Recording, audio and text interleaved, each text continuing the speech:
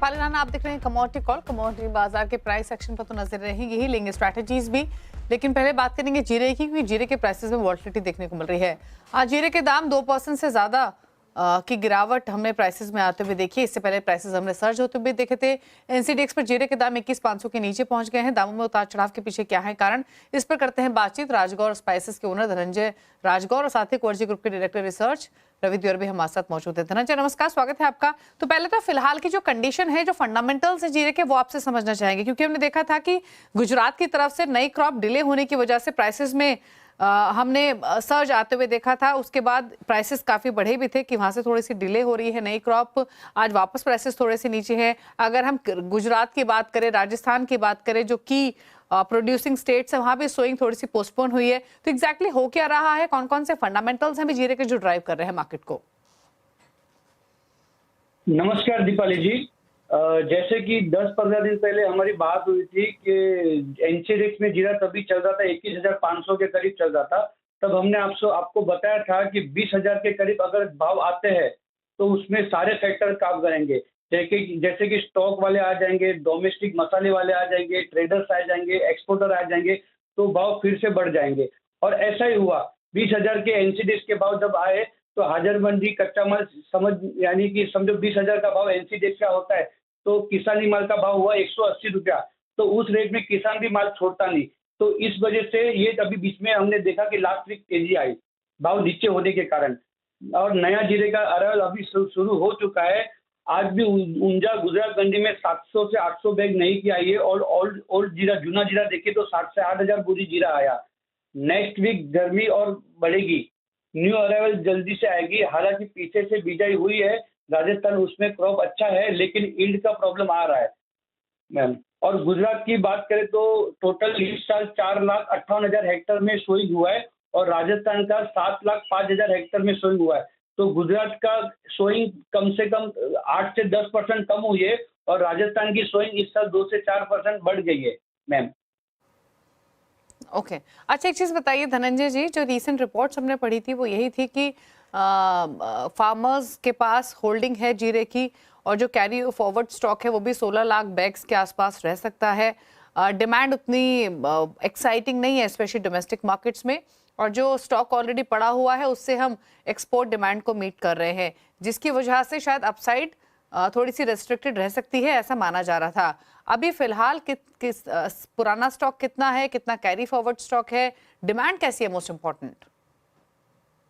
दीपाली जी, पुराना स्टॉक 15 से 17 लाख बोरी का है और अभी जो इस साल जीरे की सोइंग है, लेकिन उसके अनुमान लगा सकते हैं कि 90 से 95 लाख बोरी आ जाएगी, तो टोटल 1,10,000 के आसपास जीरा हमें मिलेगा। इसका मतलब पूरा साल हमें सप्लाई मिलती रहेगी। और सामने हमारा कंजप्शन टोटल देखते हैं तो हर साल 70 से 80 लाख बोरी का कंजप्शन है। तो इस साल भी 15 से 20 लाख बोरी हमारा स्टॉक रहेगा इस साल भी। तो मुझे नहीं लग रहा है कि जीरे में बहुत बड़ी कोई तेजी आ सकती है। और अगर अनुमान लगाया जाए पूरे साल का तो 19,500 के नीचे जीरा जा नहीं सकता है और 26,000 के ऊपर जीरा जा नहीं सकता है वो अप में, क्योंकि जैसे भाव घटता है तो किसान माल बेचने कम आता है, तो वापस उसमें बाजार 5, 10, 15 रुपये वापस बढ़ जाता है। ऐसा ही पूरा साल चलते रहेगा इस साल भी। ओके चलिए, शुक्रिया धनंजय आपका फिलहाल बताने के लिए क्या स्थिति है जीरे की। तो रवि, आप बताइए, आप कैसे देखते हैं जीरे को? जैसे आपने सुना धनंजय को भी एग्जैक्ट स्थिति भी आपको पता लगी, क्या स्पेशली जो रेंज है आपके हिसाब से वो क्या रह सकती है? अपॉर्चुनिटीज इस रेंज को प्ले करने कुछ दिख रही है क्या?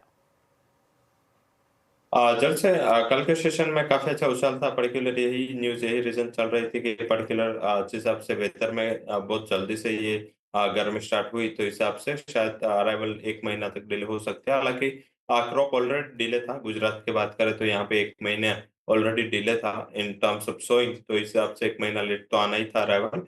अभी थोड़ा कंसर्न इसको था, हालांकि मुझे लग रहा है कि प्राइसेस ओवरसोल्ड थे और ये न्यूज के हिसाब से चला था हाई लेवल पे। मुझे नहीं लग रहा है कि करंट फंडामेंटल पे वो 22,000 के ऊपर सस्टेन होना चाहिए। आई थिंक हायर लेवल से सेलिंग प्रेशर जीरा हो या टर्मरिक, जिसमें थोड़ा बना रहेगा।